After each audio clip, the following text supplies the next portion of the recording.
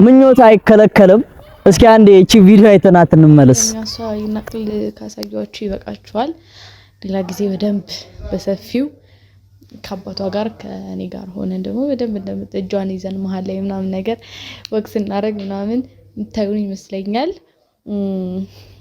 እና ያው ልነግራችሁ የምፈልገው አንድም ብርታቴ እሷ ናት። የምር እሷ ናት ብርታቴ። አንድም እንድጠነክር እንድበረታ የምታደርገኝ እሷ ናት።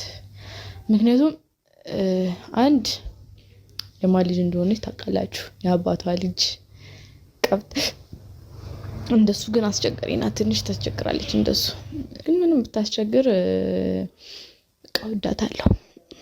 ተውጣራኗ ራሱ በቃ እንዴት እንደሚያሳሳ ምኞት አይከለከልም። ግን ደግሞ እንደማንም ዕቃ ብሩክ ዝም ብሎ አይገኝም። ብሩክ የሃይሚ ነው ብለን ስንልሽ ማንንም አልሰማም ጆሮ ዳባ ልበስ ብለሽ ደግሞ አስመስለሽ ሕፃን ልጅ ይዘሽ መጣሽ። ግጥሞ ወደኋላ ቆየንና ነገረ ስራው በጣም ስላናደደኝ ላይክ የምስቃው ዝም ብዬ አይደለም ደስ ብሎኝ ምናምን አይደለምና ተመልሳ መጣች እና ደስ ብሎኝ ምናምን አይደለም ፈገግ ያልኩት ነገረ ስራቸው በጣም ስለገረመኝ ነው። እንዴት ሰው የሰው የሆነ ነገር በዚህ ልክ ይፈልጋል? የሰው የሆነ ነገር እንደ ቤትኛውም ሃይማኖት እኮ የሰው ነገር የሰው ነው። ገባችሁ? የሰው ነገር የሰው ነው። ለምንድነው ግን ሰዎች የሰው የሆነ ነገር የሚፈልጉት? በተለኛ ሰዎች ለምንድነው የምንፈልገው? እንዴ ምንድነው በቃ አንዴ ላይክ ያለበት ህይወት ሊሆን ይችላል እኮ አንዳንድ ነገራቶች አይሆኑም አይደለም። ከካሜራ ጀርባ ብዙ ነገር ሊኖር ይችላል። ነገር ግን በሚዲያ የሰውን ህይወት ለመበጥበጥ ግን መምጣት ይሄ ትክክል ነው ብዬ አላምንም። እንዴ ሰው ለምንድነው ቆሞ ማያስበው? ገባችሁ? ትላንትና እዩ በሰራችሁ ቪዲዮ ላይ በቃ በኮንፊደንስ አባቱ ነው ምን አባቱን ውስጥ ያስጠይቃል እኮ በህግ እኮ ያስጠይቃል። እነ ብሩክና ሃይሚ ለሰው ክፉ ማይመኙ መጥፎ ነገር ለመስራት ወይ ለሰው የሚያስከፋው ነገር ሰው አደጋ ላይ የሚጥል ነገር ማድረግ ስለማይፈልጉ የዋህ ስለሆኑ ውስጣቸው ላይ ምንም አይነት ጭካኔ ስለሌለ ለሰው ጥሩ ነገር ስለሚመኙ የዋህ ስለሆኑ ነው ነገራቶችን የሚያልፉት እንጂ ልጁ የብሩክ ልጅ ነው ስትል እኮ ያለ ምንም ማስረጃ እኮ ማለት አችልም። ዲኤንኤ ይዛ ቢሆን እሺ አስመርምራ ዲኤንኤ ይዛ የብሩክ ልጅ ነው ብትል እሺ። ነገር ግን ምንም አይነት ማስረጃ ሳይኖራት ልጅ የብሩክ ነው ማለት እኮ የብሩክን ግንኙነት አደጋ ላይ መጣል ነው። ይሄ በህግ ያስጠይቃል እኮ። ለምንድነው ሰው ማያስበው? አርቆ ማሰብ የማይችለው ለምንድነው ሰው? እንዴ በቃ የሱም ሊሆን ይችላል ግን ዲኤንኤ ይዛ ታውራ በቃ የልጁ ነው ትበል የሱ ነው ትበል። እንዲህ ከሆነ ግን ያስጠይቃታል፣ በህግም ያስጠይቃታል። እንኳን በኮንፊደንስ እንዴ ቀብራራ ነው አባቱ ልጁም ማን የሱ ልጅ ነው ምናምን አራዩ እረፊተይ እንዴ ዝም ያልንሽ እኮ አንድ ዓለም አንቺ በምላስ ሰብሮ ወይም በሆነ ነገር ሰብሮ እኮ ቤትሽን ማስገባት እኮ ያቃተው ሰው የለም። ገባችሁ አይደል? ብዙ ሰዎች ቪዲዮዎችሽን የሚያዩት ሼር የሚያደርጉት እኮ የልጅና ስለሆንሽ ነው፣ አዝነውልሽ ነው። ሰዎች አንቺን ለመረዳት የሚፈልጉ የቅመም ፋሚሊዎች ስላሉ ነው። በዚህ ደረጃ እንኳን እንዲህ መነጋገሪያ የምትሆኚ ግን ያን ደግሞ አንቺ መረዳት መቻል አለብሽ። ገባሽ? የሰውን ህይወት እየበጠበጥሽ ነው። በቃ በደስታ እየኖሩ ነው። በቃ ከጓደኞቹ ጋር ሰላም ነው፣ ከሃይሚ ጋር ሰላም ነው፣ ብሩኬ ከሁሉም ሰው ጋር ሰላም ነው።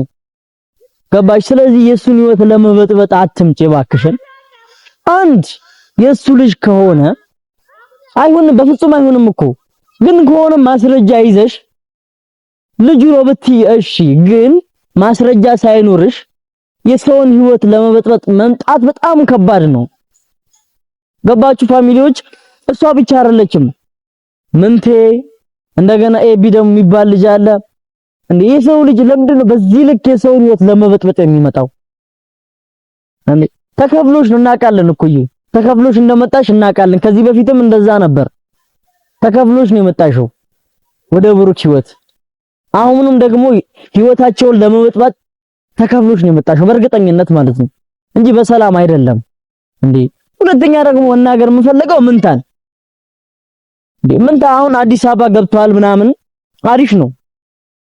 በቃ እኔ ሌላ ስራ ምናምን ለተለያየ ነገር ሄዷል ብዬ ነበር ያሰብኩት።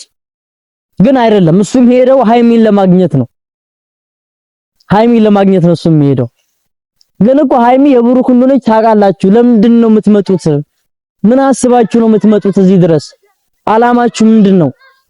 በዚህ ልክ የሰውን ህይወት መበጥበጥ እንትን እርካታ ይሰጣል እንዴ? ይሄ ነገር እንሞክረው፣ እኛም ፋሚሊ እንሞክረው እስኪ። የሰውን ህይወት በጥብጠን እንሞክረው እንየው።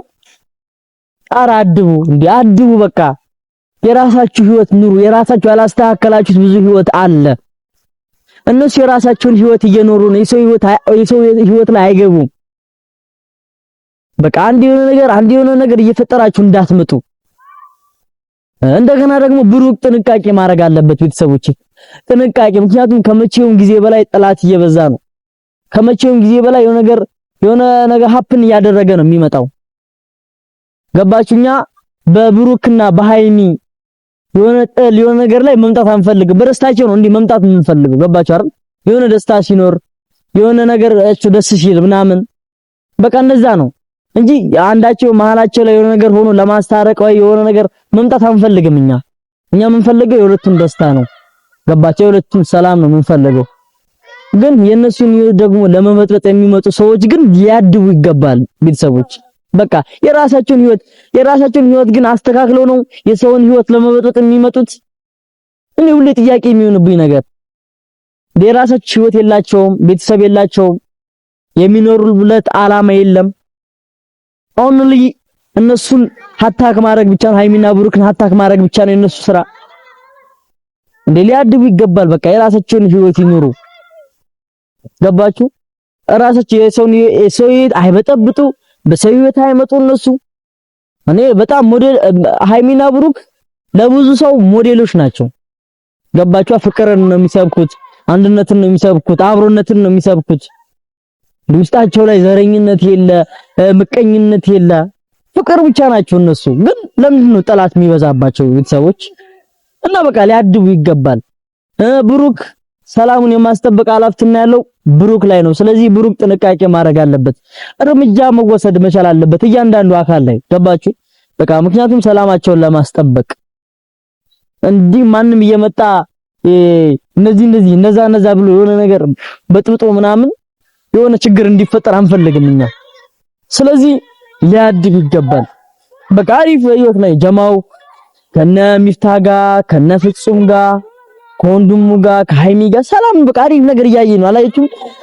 ቅድም በፖስተው ቪዲዮ ላይ ፍጹም አይታችሁ ከሆነ ጀማው እንዴት አባቱ ደስ እንደሚል አብሮነታቸው፣ ፍቅራቸው እንዴት አባቱ ደስ እንደሚል በቃ ፍቅር ናቸው። ገባችሁ አይደል?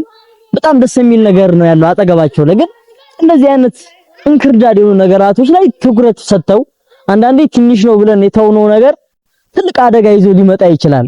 ስለዚህ በትንሽነቱ ሰው ማየት ያለብን በተለያየ አንግል ማየት መቻል አለብን። ቤተሰቦቼ ብዙ ልላችሁ አይደለም የመጣሁት፣ ድጋሚ ስለመጣች ነው ልጅቷ እና ልታደብ ይገባል። ይሄ የመጨረሻ ማስጠንቀቂያ ነው። በቃ ስነ ስርዓቷን ይዛ ተከብራ የራሷን ህይወት ትኖር፣ ልጇን ታሳድግ። አይ ልጁ የሱ ነው ከሆነ ዲኤንኤ ይዛ ትምጣ። ከዛ ውጪ ግን ህይወቱን እንዳትጠብጥ የራሷን ህይወት ትኖር። ብዙ ልላችሁ አይደለም የመጣሁት፣ በሌላ በአዲስ ቪዲዮ መጣለሁ እና ቤተሰቦች አበረታቱኝ። ሰብስክራይብ እያደረጋችሁ ሐሳቤ ብዙ ሰው ጋር እንዲደርስ ትፈልጋለሁ። መጥፎም ሆነ ጥሩም ሆነ እናንተ ደግሞ ኮሜንት ላይ ማስተካከል ያለብኝን ነገር ኮሜንት ላይ እየነገራችሁኝ አብረን እንቀጥላለን ማለት ነውና ቤተሰቦች አበረታቱኝ። ሰብስክራይብ አድርጉ፣ ብዙ ሰው ጋር ተደራሽ እንዲሆን ማለት ነው። አመሰግናለሁ። የቅመም ፋሚሊዎች፣ የጨረቃ ፋሚሊዎች እንደምታበረታቱ ይታወቃልና እኔም የማነሳው ሐሳብ አለ። ያ ሐሳብ ደግሞ ብዙ ሰው ጋር እንዲደርስ ስለምፈልግ ላይክ እንዲሁም ሼር ሰብስክራይብ እያደረጋችሁ ከጎኔ ቁሙ። አመሰግናለሁ። በቀጣይ በሌላ ቪዲዮ እንመለሳለን። ባይ